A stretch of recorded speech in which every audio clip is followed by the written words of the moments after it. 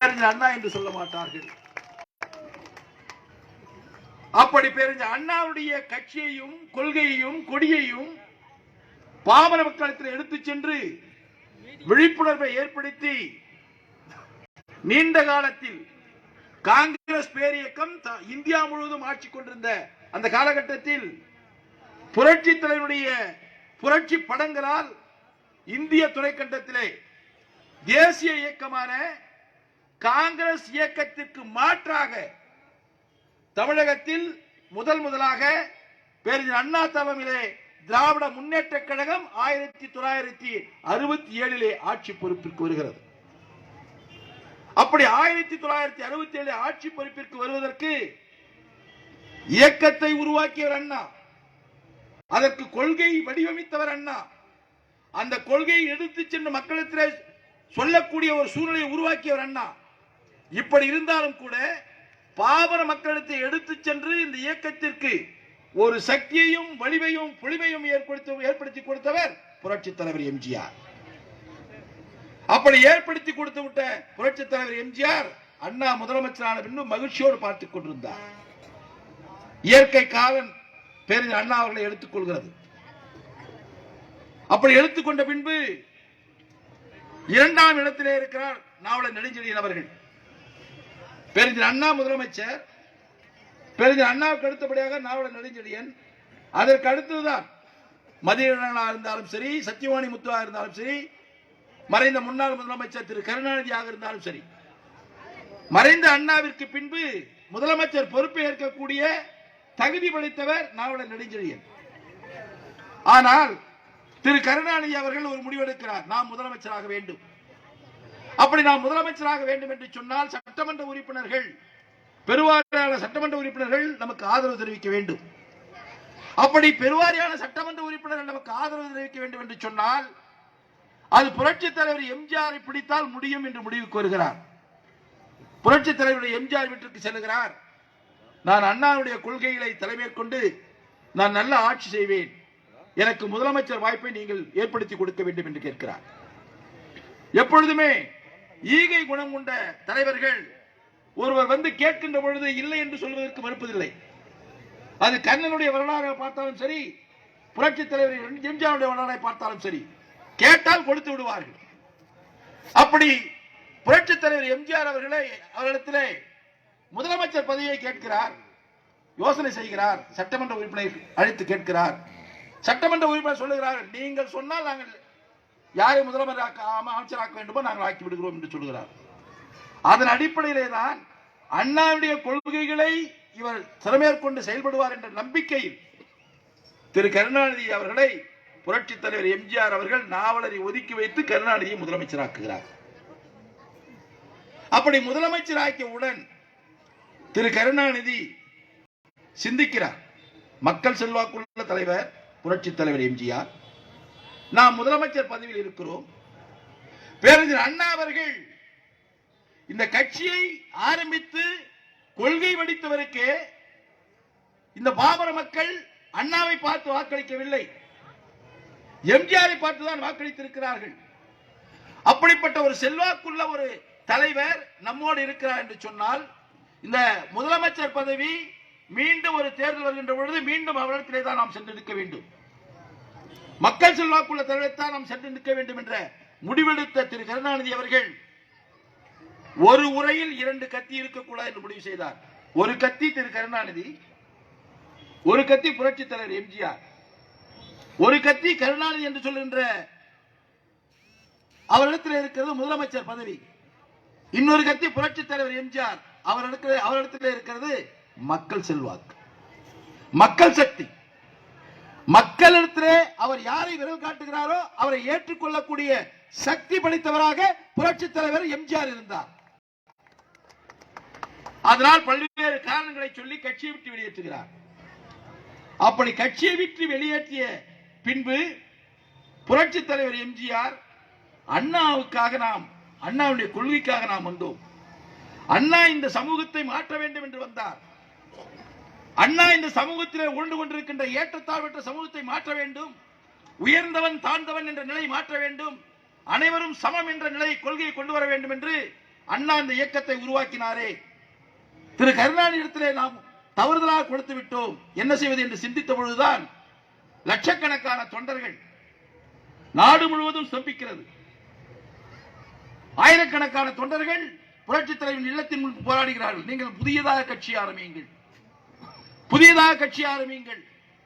அப்படி புதியதாக கட்சி ஆரம்பியுங்கள் என்று சொன்ன பின்புதான் தான் ஏற்றுக்கொண்ட தலைவனுடைய திருநாமத்தையே உள்ளே வைத்து அண்ணா திராவிட முன்னேற்ற கழகம் என்ற இயக்கத்தை 1972 உருவாக்கினார். அப்படி உருவாக்கப்பட்ட அந்த இயக்கம் பல்வேறு சோதனைக்கு முன்பு பல தேர்தலை சந்தித்து ஒவ்வொரு தேர்தலும் வெற்றி பெறுகிறது. ஏனென்று சொன்னால் மக்கள் செல்வாக்கு புரட்சித் தலைவருக்கு. புரட்சித் தலைவர் எம்ஜிஆர் கட்சி ஆரம்பித்தவுடனே திரு கருணாநிதி சொன்னார், நேற்று பெய்த மழையிலே இன்று முளைத்த காளான் என்று சொன்னார். யாரை பார்த்து? எம்ஜிஆரை பார்த்து. இதே எம்ஜிஆரை பார்த்து வீட்டுக்கு சென்றுதான் என்னை முதலமைச்சராக ஏற்று பண்டி விட்டவர் இந்த கருணாநிதி. மலையாளி என்று சொன்னார் கருணாநிதி. புரட்சித் தலைவரை பார்த்து மலையாளி என்று சொன்னார். முதலமைச்சராகும் போது அவருக்கு மலையாளி என்று தெரியவில்லை. இப்படி எல்லாம் பல்வேறு விமர்சனங்களை செய்தாலும் கூட நாட்டு மக்கள் நடந்த 77 நடந்த சட்டமன்ற தேர்தலில் மிகப்பெரிய வெற்றியை கொடுத்து முதலமைச்சர் என்ற அந்தஸ்தை இந்த நாட்டு மக்கள் அவர்களுக்கு கொடுத்தார்கள். எந்த விதமான ஆசைக்கும் அரசியல் ஆசைக்கு ஆசைப்படாத ஒரு தலைவர் சந்தர்ப்ப சூழ்நிலையால் தான் ஏற்றுக்கொண்ட தலைவர் மறைகிறார். அந்த தலைவருடைய கொள்கைகள் பாழடிக்கப்படுகிறது. கருணாநிதி தனக்கென்ற ஒரு கொள்கையை உருவாக்கி கொள்ளுகிறார். அப்படி தனக்கென்ற ஒரு கொள்கையை உருவாக்கி அண்ணாவை கொள்கைகள் அவர் புதைக்கப்படுகிறார். எனவே அண்ணாவுடைய கொள்கைகளை மீண்டும் உயிர்ப்பிப்பதற்காகத்தான் கட்சியை துவக்குகிறார். அந்த துவக்கிய கட்சியை இந்த நாட்டு மக்கள் இருகரம் ஏந்தி ஏற்றுக்கொள்கிறார்கள். முதலமைச்சர் பொறுப்பேற்கிறார். அப்படி முதலமைச்சர் பொறுப்பை ஏற்ற பின்பு 80 நாடாளுமன்ற தேர்தல் வருகிறது. நாடாளுமன்ற தேர்தலில் திராவிட முன்னேற்ற கழகமும் இந்திரா காந்தி அம்மையாரும் இணைந்து கூட்டாக நிற்கிறார்கள். புரட்சித் தலைவர் எம்ஜிஆர் தனியாக நிற்கிறார். 2 இடங்களில் தான் வெற்றி பெறுகிறது. மற்ற இடங்களில் அந்த கூட்டணி காங்கிரசும் திராவிட முன்னேற்ற கழகம் வெற்றி பெறுகிறது. இதை மனதில் வைத்து திரு கருணாநிதி அவர்கள் இந்திரா காந்தி அம்மையார் சொல்லுகிறார், இந்த ஆட்சியை களையுங்கள். 2.5 ஆண்டு காலம் தான் ஆட்சி நடக்கிறது, இந்த ஆட்சியை களையுங்கள் என்று சொல்லுகிறார். ஒரு விசுவாசத்திற்கு அந்த அம்மையார் இந்த ஆட்சியை கலைக்கிறார். கலைத்த பொழுது புரட்சித் தலைவர் எம்ஜிஆர் பத்திரிகையாளர்கள் கேட்கிறார்கள், பல்வேறு கட்சியுடைய தலைவர்கள் கேட்கிறார்கள், ஆட்சியை கலைத்து விட்டார்களே என்ன செய்வது என்று பார்த்துக் கொள்ளலாம் என்று அமைதியாக இருக்கிறார். தேர்தலை அறிவிக்கிறார்கள். நாட்டு மக்களிடத்தில் வருகிறார். அவர் வந்து மக்களிடத்தில் இதைத்தான் கேட்டார். என்ன என்று சொன்னால், உங்களுடைய ஆசையோடு நீங்கள் வாக்களித்து என்னை முதலமைச்சராக்கினீர்கள். நான் அண்ணாவுடைய அரசை உருவாக்கினேன். இந்த அண்ணாவுடைய அரசை உருவாக்குவதற்கு நீங்கள் உறுதுணையாக இருந்தீர்கள். இந்த 2.5 ஆண்டு கால ஆட்சியில் நான் என்ன தவறு செய்தேன்? என்ன தவறுக்காக என்னுடைய ஆட்சியை இந்த அம்மையார் கலைத்தார்கள்? இப்படி கலைப்பதற்கு என்ன காரணம்? அப்படி மக்களாகிய வாக்காளர் பெருமக்களாகிய நீங்கள், தாய்மார்களாகிய நீங்கள், நான் தவறு செய்திருக்கிறேன் என்று உணர்வீர்கள் என்று சொன்னால் எனக்கு நீங்கள் வாக்களிக்காதீர்கள். என்ன பாருங்க, என்ன அழகா, என்ன ஒரு பணிவா நாட்டு மக்களிடத்திலே வேண்டுதல் எப்படி வைக்கிறார் பாருங்க. உங்களால் நான் முதலமைச்சர் என்ற பொறுப்பை பெற்றிருக்கிறேன், அண்ணாவுடைய அரசை உருவாக்கி இருக்கிறேன். இந்த 2.5 ஆண்டு கால ஆட்சியில் இந்திரா காந்தி அம்மையார் கருணாநிதியுடைய பேச்சை கேட்டு இந்த ஆட்சியை கலைத்து விடுகிறார். தேர்தல் வந்திருக்கிறது, நான் நிலத்திலே வந்திருக்கிறேன். நான் தவறு செய்திருந்தேன் என்று நீங்கள் விரும்பினால் நினைத்தால், உங்களுக்கு அது சரி என்று பட்டால் எனக்கு வாக்களிக்காதீர்கள். நான் தவறு செய்யவில்லை என்ற நிலை உங்களுடைய மனதிலே பட்டால் எனக்கு வாக்களியுங்கள் என்று கேட்டார். வேற என்னவே கேட்கல. கருணாநிதியை கடிஞ்சிக்கல, ஆட்சியை கவிழ்த்த இந்திரா காந்தி அம்மாரை கடிஞ்சிக்கல. புரட்சித் தலைவர் எம்ஜிஆர் ஒரு பண்பட்ட மனிதர், மற்றவர்களுடைய மனதை புண்படுத்தக்கூடிய நிலையில் இல்லை.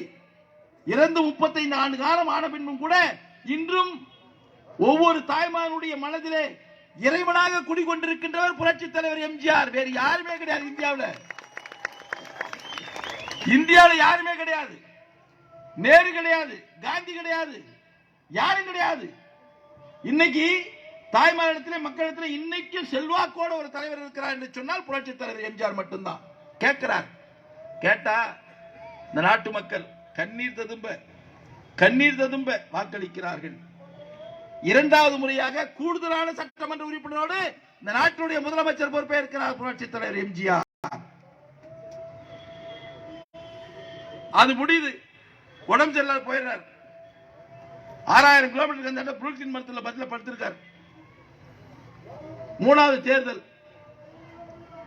எல்லாம் இறந்து போயிட்டான்றாங்க. கருணாநிதி சொல்றார், மலையாளின்னு சொல்லி பார்த்தாரு, புரட்சி தலைவரை நடிகர் சொல்லி பார்த்தாரு, நேற்று பெய்த மழையில இன்று முளைத்த காலான்னு பார்த்தாரு. இவ்வளவு சொன்னவரு 84 எலெக்ஷன் என்ன பண்ணாரு? என்ன பண்ணாலும் இந்த ஆளை மாத்த முடியாதியா. ஒரு வழி எடுத்தார், எதிரிக்காலே விழுந்துறது. எப்படி 40 ஆண்டு காலம் நம்ம எம்ஜிஆர் மலையாளின்னு சொன்னார் கருணாநிதி. நாம் எப்படியாவது ஆட்சி வரும் 40 ஆண்டு கால நண்பர் எம்ஜிஆர். அவர் உடல்நலம் சரியில்லாம மருத்துவமனையில் இருக்கார். என்னக்கு ஓட்டு போட்டு என்ன ஜெயிக்க வைக்க. நான் ஆட்சிக்கு உட்கார்ந்த எம்ஜிஆர் நலத்தோட வந்தா இந்த கட்சி ஆட்சி அவர்கிட்ட ஒப்படைக்கிறேன். எவ்வளவு ஏமாத்துறாரு பாருங்க, எவ்வளவு கிரிமினலா இருக்கணும் பாருங்க. இந்த நாட்டு மக்கள், தமிழ்நாட்டு மக்கள் ஏமாளிகளா? அவர் முடிவெடுத்தார்கள். புரட்சி தலைவர் என்ற ஒரு உயிர் ஊசலாடி கொண்டிருக்கின்ற வரையில் இந்த நாட்டினுடைய முதலமைச்சர் புரட்சி தலைவர் எம்ஜிஆர் என்று சொல்லி வாக்களித்தார்கள். மூன்றாவது முறை வந்தார்.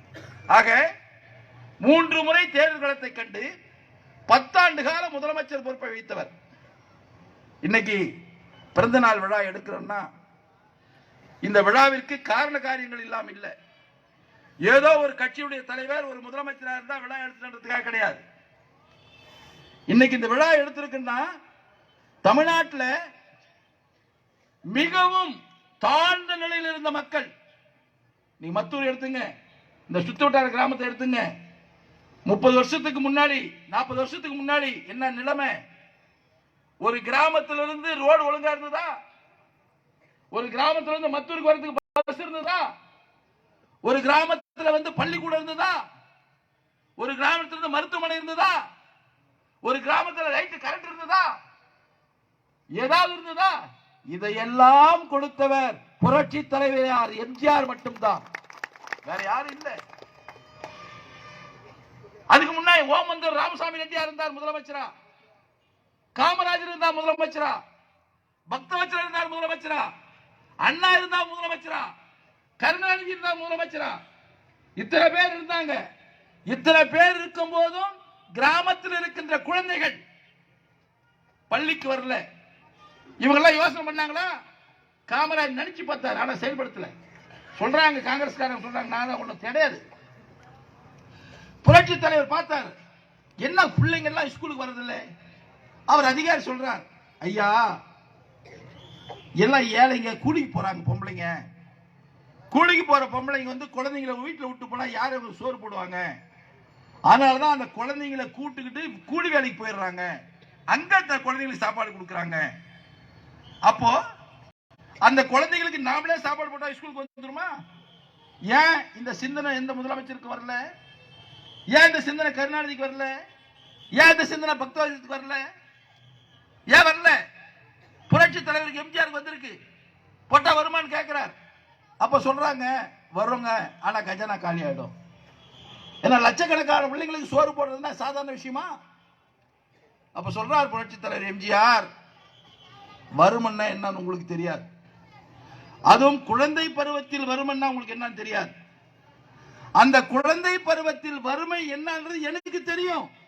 ஏன்னா எங்க அம்மா, எங்க அண்ணன், நானு 3 பேருமே பத்தியோட பசியோட 2 நாள் 3 நாள் வெறும் ஈர துணியை வயிற்று மேல போட்டு வாழ்ந்த வாழ்க்கை எங்களுக்கு தெரியும்.